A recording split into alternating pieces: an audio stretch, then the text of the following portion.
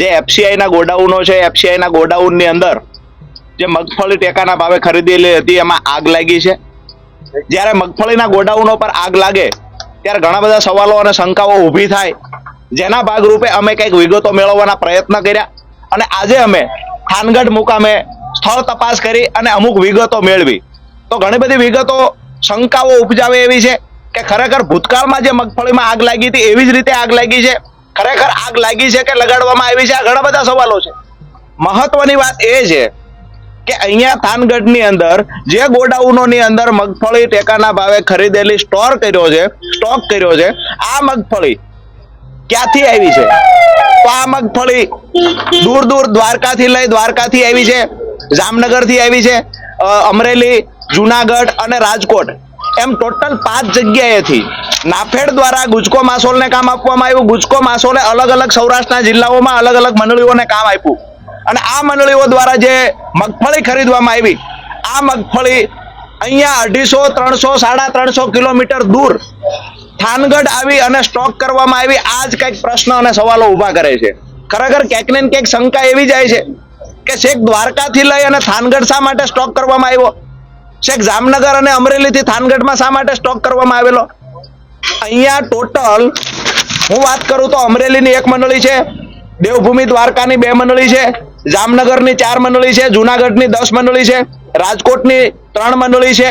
Total 20 મંડળીઓ સૌરાષ્ટ્રના જિલ્લાઓની 20 મંડળીઓની અંદરથી 19,562 મેટ્રિક ટન મગફળી થાનગઢના અલગ અલગ ગોડાઉનમાં સ્ટોક કરવામાં આવ્યો, જેમાં 5,61,486 મગફળીની બેગ થાનગઢની અંદર સ્ટોક કરવામાં આવ્યો, જે મગફળી 250-300 કિલોમીટર દૂરથી લાવવામાં આવી।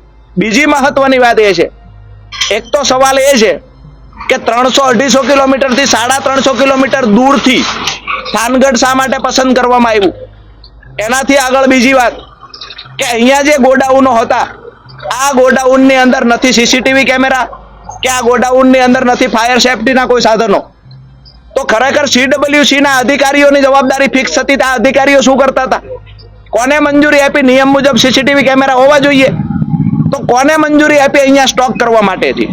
એટલે ક્યાંક ને ક્યાંક સીસીટીવી કેમેરા નહોતા, ફાયર સેફટીના સાધનો નહોતા, 350 કિલોમીટર દૂરથી થાન પસંદ કરીને અહીંયા મગફળીનો સ્ટોક કરવામાં આવ્યો।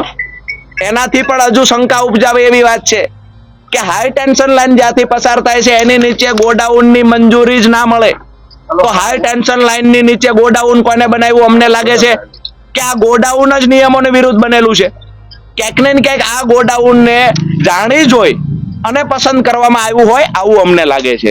એની સાથે જે ખેડૂતોએ વારંવાર આક્ષેપો કર્યા છે કે સૌરાષ્ટ્રની અંદર રાજસ્થાનમાં જે સસ્તા ભાવે મગફળી મળતી હતી, આ મગફળી લાવી અને ટેકાના ભાવે બોગસ રજીસ્ટ્રેશનો ખેડૂતોના કરાવીને ઘુસાડવામાં આવી છે। હું દાવા સાથે કહું છું કે 20% વધારે આવી મગફળીઓ ઘુસાડવામાં આવી છે, આ અમારા આક્ષેપ છે।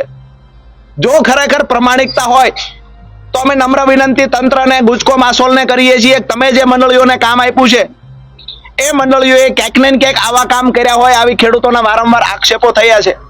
જે રાજસ્થાનમાં મગફળી મળતી એ 17,000ની ખાંડી મળતી હતી, અહીંયા પહોંચતી થતી 17,000, જ્યારે ટેકાના ભાવે વેચાણ કરવા જાવ તો 27,000 રૂપિયા, એટલે કે પ્રતિ મણે 500 રૂપિયાનો ભાવ ફેર મળતો હતો। 50 કરોડ કરતા વધારે રૂપિયાની આવી મગફળી ઘુસાડી હોય આવી ખેડૂતોમાં ચર્ચા છે। તો ક્યાંક ને ક્યાંક જે જુદા જુદા ગોડાઉનો છે, આ ગોડાઉનોની અંદર તપાસ થવી જોઈએ, ખરેખર ખેડૂતોની મગફળી ગુજરાતના ખેડૂતોની છે કે રાજસ્થાનના ખેડૂતોની છે? જો તંત્રમાં પ્રમાણિકતા હોય, ગુજકો માસોલ જો ખરેખર સાચી તપાસ કરવા ઈચ્છતું હોય તો તમામ ગોડાઉનોની તપાસ કરવામાં આવે।